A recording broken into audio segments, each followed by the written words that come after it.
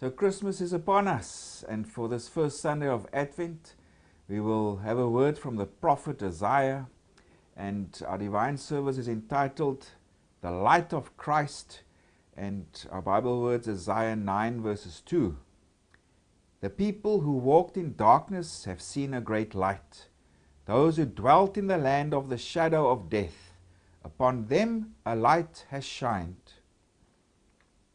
Of course, the Gospel of Matthew also makes use of this part of Isaiah to refer to the ministry of Jesus. If you go read there in Matthew 4, when Jesus started his ministry, Christ is this light who has come. He has arrived in Galilee, in that area, when he started proclaiming the gospel. And that's how an Old Testament text was used in the New Testament here to describe the ministry of Jesus. But in its context, let's go back a few hundred years. And this comes from the prophet Isaiah himself. And as some of you may know already, Isaiah is a book that consists of 3 parts. And chapters 1 to 39, that comes from the prophet Isaiah himself and covers Isaiah's ministry that spans roughly from 740 to 741 BC. And then chapters 40 to 55 of Isaiah, that refers to an unknown prophet who was active at the time of the exile. He promised the people then that they will return to their land quite soon, and that dates to about 555 to 539 BC. And then the last bit, chapters 56 to 66, that dates to after the time of the exile, to about 539 to 520 BC. So we are concerned here with chapters 1 to 39. Most of these chapters come from the time of the prophet Isaiah himself. And Isaiah, he was active as a prophet during the reign of 3 kings of Judah, if we're looking at the southern kingdom now. And starting roughly 740 BC, Isaiah was active during the reigns of King Jotham, King Ahaz, and also King Hezekiah. And what concerns us now is the time of King Ahaz. And King Ahaz, he ruled Judah from 735 to 715 BC. Now, during the reign of King Ahaz, this was when the Assyrian Empire was prominent. And that whole area was gradually came to be under Assyrian control. And in due time, the northern kingdom was also destroyed, and many people also fled to the south. Samaria, the northern kingdom, ceased to exist. So if you look on this map on screen, there you'll see this is the 2 kingdoms that existed. Remember, there was this one kingdom of David and Solomon, and after Solomon's death, the kingdom split into 2, into the northern kingdom of Israel, that's the blue area, and in the south, that's the yellow area, that's the kingdom of Judah. Now, at the time of King Ahaz, the northern kingdom of Israel, together with the king of Syria, or also known as the Arameans, based in Damascus, they attacked King Ahaz in Jerusalem, or they besieged him, probably to force him into an agreement or to work with him to resist the Assyrian Empire. So it was a time of fear and instability. We can go read that also in Isaiah chapter 7, verses 1 to 2. So and the dating of this is more or less 734 to 733 BC. So this was the time of crisis now for the king of Judah. He was now besieged by the king, or the northern kingdom of Israel, and also the king from Damascus. So now God sends the prophet Isaiah to King Ahaz. And he wants to tell Ahaz, don't worry about this situation will be taken care of. And what prophet does, he gives him the sign of the Immanuel child. And if we go read chapter 7, verses 14, it says there, therefore the Lord himself will give you a sign. Behold, the virgin shall conceive and bear a son, and shall call his name Immanuel, which of course means God with us. So Isaiah is telling Ahaz that, look, here's a sign. God is with you. He's going to help you against this onslaught from the king of Israel and the king of Damascus. You don't have to worry about it. And yes, this child is giving you as a sign. And also in chapter 8, this child is spoken of again.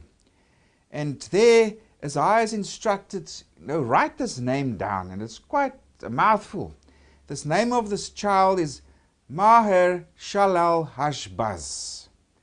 And so it's quite a mouthful, but it's also a symbolic name. And it symbolizes that God is with King Ahaz, but also that this kingdom of Israel and Damascus, who's attacking him, they will no longer be a threat. And this name that the prophet has given him, this Maher Shalal Hashbaz, it means one hastens to the plunder or the spoil, or one hurries to the loot. And this is figurative of that these northern kingdoms, they will be attacked by Assyria, and they will be plundered and looted by the king of Assyria. So this Immanuel child and this Maher Shalal Hashbaz, they refer to the same child. It's actually a son of Isaiah himself in this context. Isaiah's own son is given this name. And also there's promises given with regards to the son. If we first go to chapter 7, verses 16, God says there, for before the child shall know to refuse the evil and choose the good, the land that you dread will be forsaken by both her kings. So in other words, before this child grows up to know good or evil, etc., it will still be a young baby. These two northern kingdoms, they will no longer be a threat. The same promise is repeated in chapter 8, verses 4, concerning this child. For before the child shall have knowledge to cry, my father and my mother, the riches of Damascus and the spoil of Samaria will be taken away before the king of Assyria. So God is, through the prophet Isaiah, is coming to King Ahaz and is giving him the sign, this child called Immanuel, or Maher Shalal Hashbaz. And he's saying, before this child grows up, these two northern kingdoms will no longer be a threat to you. Unfortunately, King Ahaz does not believe this. And he actually turns to the Assyrian king. And his name was Tiglath-Pileser III. And he said, please come help me against Israel and the Syrians, or the Arameans as they were also known. And so the Assyrian king said, great, no, I'll come and help you. And he first went down the coast and attacked the coastal areas and the Philistines, and then he turned north, and he took care of the kingdom of Israel and also Damascus. And this happened roughly 733 to 732 BC. That's when he conquered Syria and Israel. This king from Assyria. Remember, we mustn't confuse the two. There's this Assyrian empire with the king Tiglath-Pileser III. He came to attack Israel and Syria, in other words, Damascus area. And so that took care of the problem for the king in Judah. But because King Ahaz did not believe Isaiah, he also tells him, or Isaiah tells Ahaz, well, this Assyrian king is also going to come to you, and he's also going to ravage your land and attack, etc. And eventually that did happen later on. And King Ahaz had to pay lots of tribute to the Assyrian king. But just important to know that yeah, there's a prophecy through the prophet Isaiah. It tells King Ahaz, you don't have to worry about these northern kingdoms attacking you. The Assyrian king's going to come and take care of them.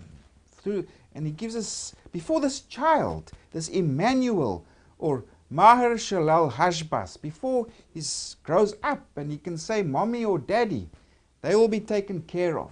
But the King Ahaz, he did not believe that. So he's also told to the prophet, well, because of that, well, the Assyrian king is also going to come to you and ravage you a bit. So that's the time of doom and gloom. It's mainly a prophecy against the northern kingdom, against Israel. God's going to take care of them. And when Tiglath-Pileser III came, the northern areas of the kingdom of Israel, those northern tribes, many of those people were deported.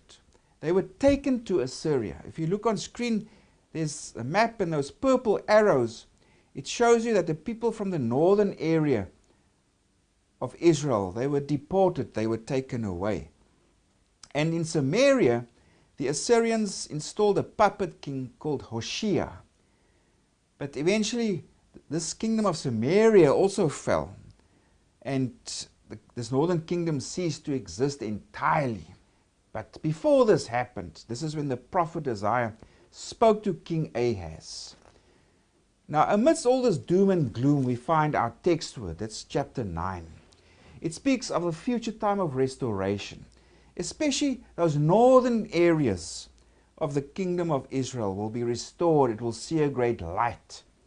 If we go to 9 verses 1, it says there that this gloom will not last forever. And then we come to our text word. The people who walked in darkness have seen a great light. Those who dwelt in the land of the shadow of death, upon them a light has shined. So God also says here through the prophet, this northern kingdom of Israel, particularly the northern tribes, now they experience doom and gloom because the Assyrians will come and it will deport them, and the northern kingdom will be attacked, etc. But the time of light will come. There will be a time of restoration. And later on, chapter 9, it actually speaks that it will happen through a Davidic king.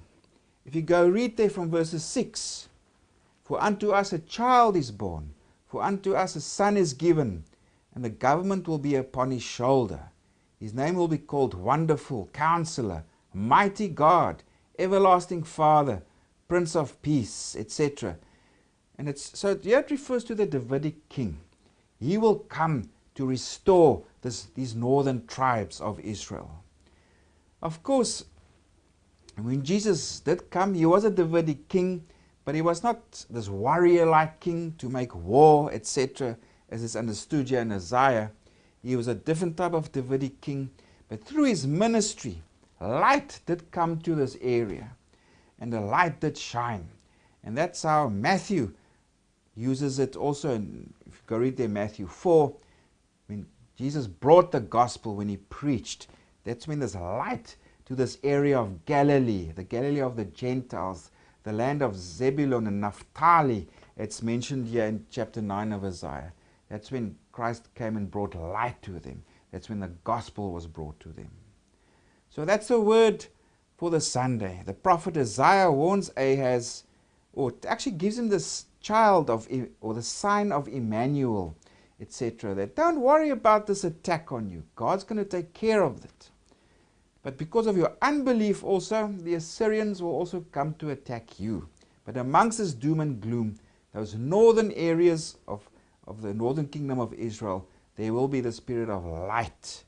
And of course, we see the fulfillment of that in the ministry of Jesus. So that's for the Sunday. Wishing you a pleasant evening and a wonderful preparation for the Sunday. Until next time.